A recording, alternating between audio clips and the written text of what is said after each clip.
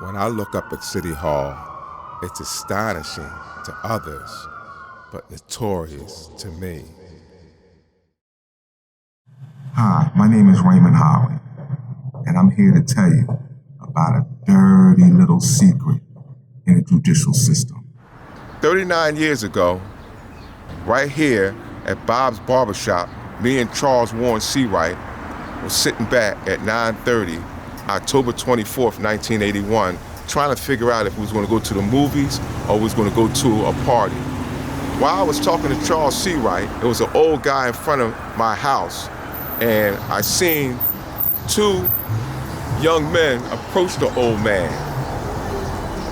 I didn't pay too much attention to it. I still was talking to Charles Warren Seawright. Then I seen a guy come out of the store here at 600 North 57th Street. I didn't pay too much attention to that either. What really caught my eye that night was the two young men that was approached the old man. One of the guys hit the old man, knocking him down to the ground. Once I seen one of the young men hit the old man, then I began to walk over and see what was going on. Got in front of my house and I asked the dudes, "What are y'all doing?" And one of the dudes said, "Get the fuck out of here, mind your business." I heard a lot of people saying, "Hey, what are you doing? Leave that old man alone." I took off and ran down Poplar Street. In Poplar Street down there, I went down there and I turned towards the alley, and I was tired and went through the alley and I was laying down. About 5 minutes later, I seen the police come down there and told me, "What you doing down here? Get up." They handcuffed me, put me in a paddy wagon, and brought me back here in front of 57th and Wyalusing. Years later, I ended up finding out that the guy that came out the store here at 600 Wyalusing Avenue was Kevin Stanton, an exculpatory witness in my case. I need y'all to know that I was in jail for 11 years before I ran into Kevin Stanton. Kevin Stanton informed me that he gave a statement to Detective James Hughes, the lead detective in this case. Kevin Stanton gave exculpatory information letting James Hughes know who committed this crime. Detective James Hughes knowingly and intentionally took that statement and made it disappear, causing me to spend 35 years in jail.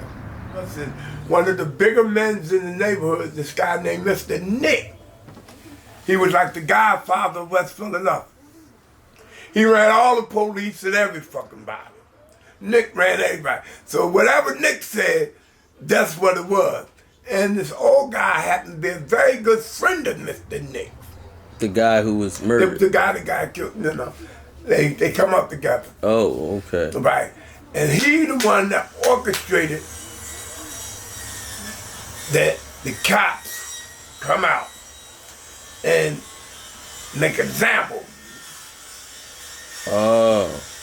He was the head number writer. He was the man. Right. He was the godfather of the neighborhood. Okay. Some captain from 19th Street asked him first what's going on.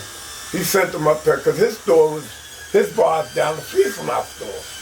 And he sent him down there and he said he wanted something had done. So that's what made them round up all the kids. Not even during the investigation, round up kids. So he basically put pressure on the police. On the police, exactly. And told them, we gonna stop these knuckleheads. I want something done because he was the number right. Like everything, all that shit went through him. Right. Whatever he say went. He the one that paid, did the cops payout. And all that did. So he the one that really put pressure on the cops to round up all these young kids and make an example out of them. Right. You know? They didn't do no investigation that day. Just went, round up. Like I said, my brother was one of them. They locked him up, charged him, but we went off. So eventually within 2-3 days, I think they let my brother go, dropped all charges. And that's when I found out about Ray. What? Being the Ray lived right next door to the store. Right. It's a good fit. Right. Oh, yeah. So it was better to plant the case on Ray because it's a good fit. He's right on street. And right next to the store. He plays on his porch and then out in front of his door. And sometimes he might interact with the kids that came through, even the kids that committed the crime. So, you know, they come so it was basically put the case on. Yeah, it was convenient to put the case on Ray. Exactly. So, so that's why they singled Ray out. Right. We know right where he live at. We know right where he at. We can get him at any given time. We know it. We know that. These other kids, it was hard for them, you know. I don't know where they live at. They live around the corner, they live down the street. I don't know their name. I know I always see them, so it was hard. We're in City Hall in front of 513. This is the courtroom that I was sentenced to life and 5 to 10 years for a crime I didn't commit. I told my lawyer, Joseph V. Cardona, that I was an innocent man. I tried to tell him that I didn't commit this crime. I also tried to speak to the district attorney and let him know he had the wrong man. However, nobody really wanted to pay attention. Or, should I say, I was just part of the systematic corruption that goes on in Philadelphia. When I get up Huntington, right, Ray Holley. So this is the first time you see Ray in years. Yeah. Later, now this is 11 years later. You would get up Huntington, and you see Ray. I run and you're like, yo, what's up? What the hell you doing in here? And he told me about, you know, he's here for life. They give him the first time, man, they told me they dropped the charge, they let you out, my brother. And then that's when I got the full, you know, scoop on. Because you was actually in this window and seen it. So right. had they told you, look, this the guy we arrested, you could have said, oh no, this guy had nothing to do with it. I mean, I know them personally. I used to have a crush on his sister. I mean, for years, like they lived right next door to our number store, you know. Right. This was a kid, right, with him and his sibling. Like, they couldn't play like other kids. They had a strict regimen, like that. Right? He couldn't go around the corner and this and that and other. They had to stay in front of this door, right? I mean, this kid here was, you know, like, nah, like, this kid, they don't do this like this. Plus, I'm looking out the window like I'm saying the boy. You seen it. And like, you know, like I'm saying, like, I know Ray, like, you know, I'm saying it. You know, it wasn't Ray, I know Ray, like, it wasn't him. Like, I'm saying it, like, if they would have asked me, right, you could have cleared it up. Cleared it up, like they did, you know. Right, and when they did came, it's like I told them, I said, they some kids from the neighborhood. Right. Right, they did. I said, they said, do you know them? I said, I don't know them well, I could tell you their name. But you did. But I could have, you know, I said, you know, they be up and down the neighborhood. You did tell the cops that you seen it, though. Right, yeah. Because you the one who called them. Well, no, I told my man, I said, call the cops, then they out here fighting with them, you know. Right, so when they get there, you the one they first talking to about in the incident. They talking to y'all in the store. Right. So they know, clear as day, it's clear that they know y'all seen exactly what happened. Right. So and let me so you won't get too far. When the first, we didn't know it was a murder.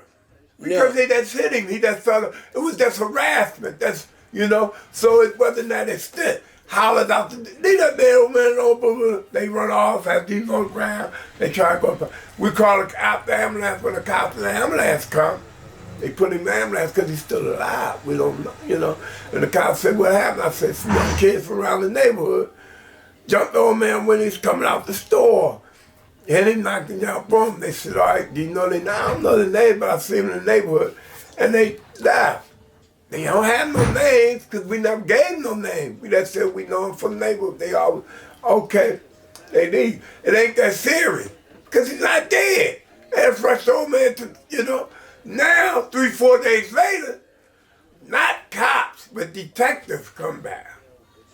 He died now. So now this done went to a bigger level. Now people come in and they ask who was in the store, who said. I don't think I was there when the detectives came. Initially the first time when I got in the store, they said, detectives came in, the such died. What? Get out of here, boom. They asked a question. They said, call this number, which we did. Yeah, my name is Kevin Stan. They said, yeah, we know you was the one that, we got a report that you the one that came outside, blah, blah, blah, blah. Yes, I was the one. They said, well, when can I come up there and speak with you? And that's what they did. And then they asked me, what did I see? I told them I've seen, number of customers leaving out the store. Kids ran up to him, harassing. When the kids hit him, boom, he falls down. I run him off. That's when, we called the ambulance guy. And they asked me, well, can you identify him? I said, yeah, boom, boom, bam. That was that. Now, after they asked you... They never called me or anything, go to try nothing. Right. After they asked you to could you identify him, they never... Got back with me. Called you to... Because they already had plans on... They already done came up with planting the case on Ray. In this store was an exculpatory witness. For those who don't know legal jargon, exculpatory witness means one who witnessed a crime and could have exonerated me from this crime. However, my lawyer, Joseph V. Cardona, who's supposed to represent me in trial in 1981, dropped the ball and failed to interview and investigate an exculpatory witness. The reason why I shot down here and I was down here, because I didn't want to get caught up in what was going on down there at 57th and Wyalusing.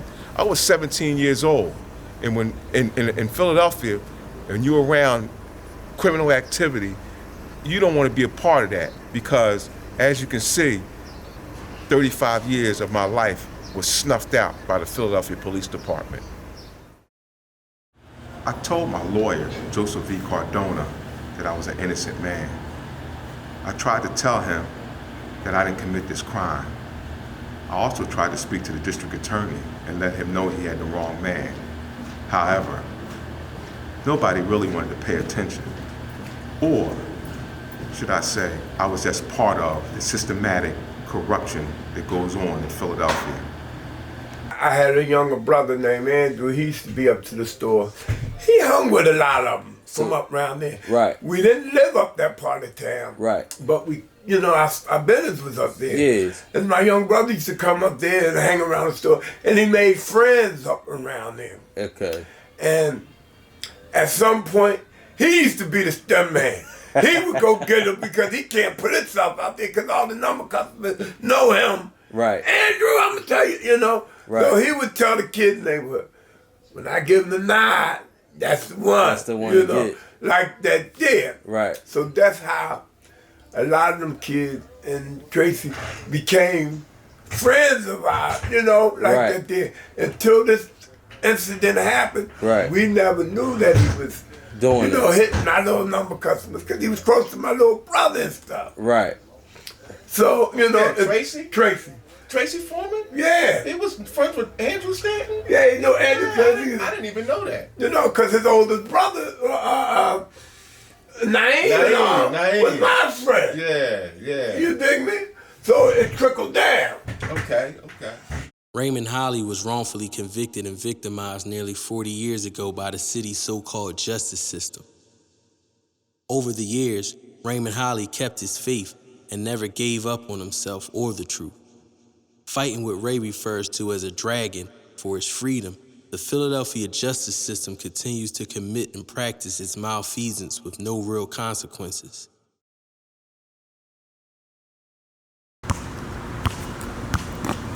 I'm here playing basketball, Cowes Creek Parkway, after being out of jail for 2 years.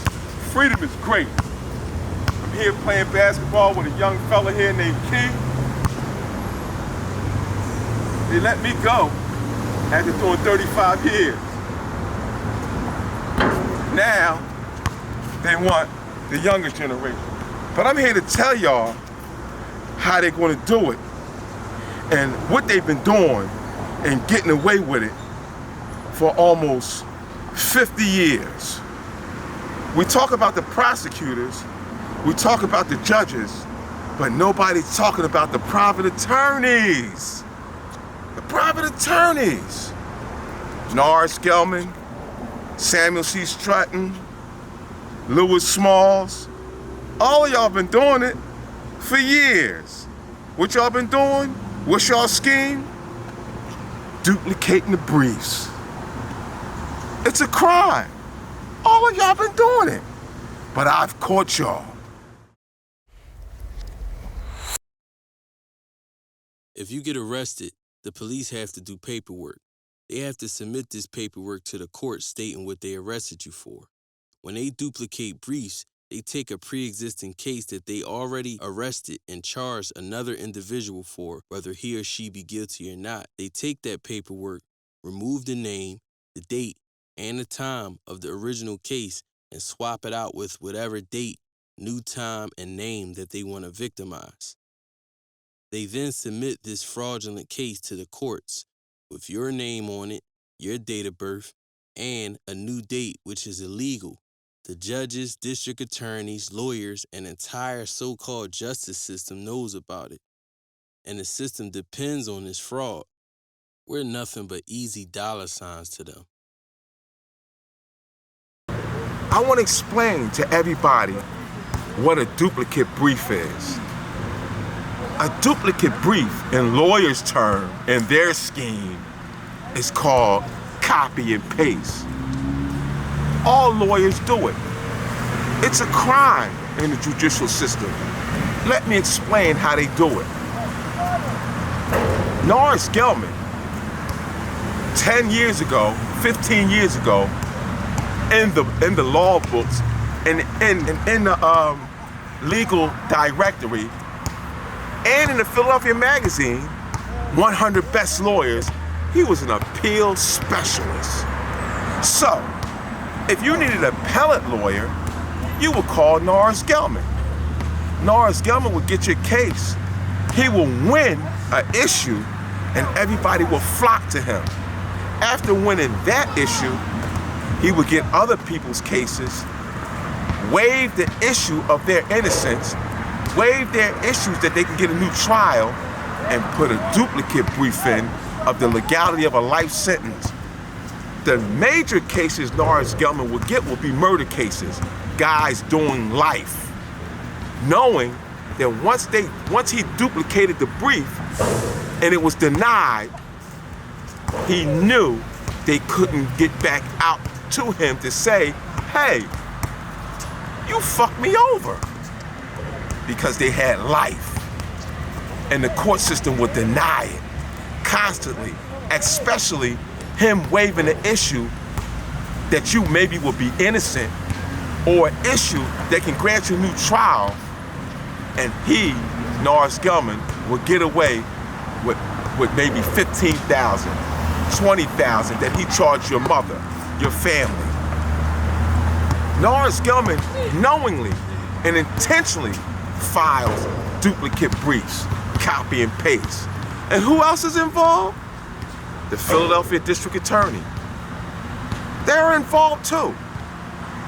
Now, for those who don't know, once again, what copy and paste is, I have the documents to prove copy and paste. Who am I? My name is Raymond Holley. I'm a wrongfully convicted juvenile lifer who did 35 years, 20 of Norris Gelman's years that he took from me. This is 8th and Cambria, the very street where I was intentionally arrested and wrongfully convicted by Philadelphia's police gang member Christopher Helms, along with other officers that conspired as well.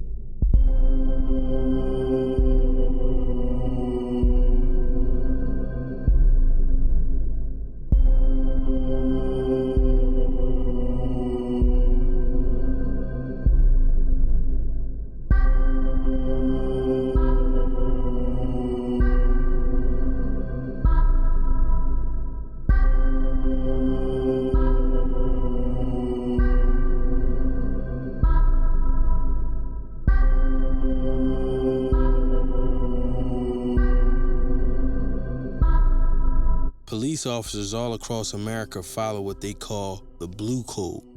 And the Blue Code is a no snitching invisible policy amongst all law and government gang members in America.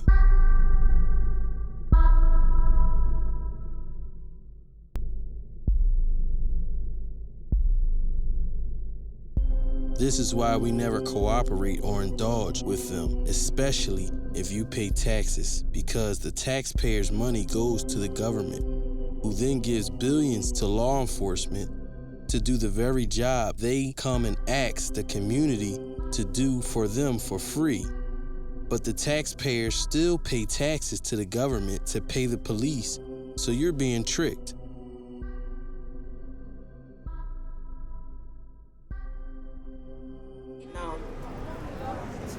Everybody's not gonna want a job that we give them. And the other part is, right?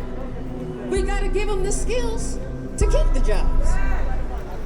But the other part of that is, folks have to be held accountable too, right?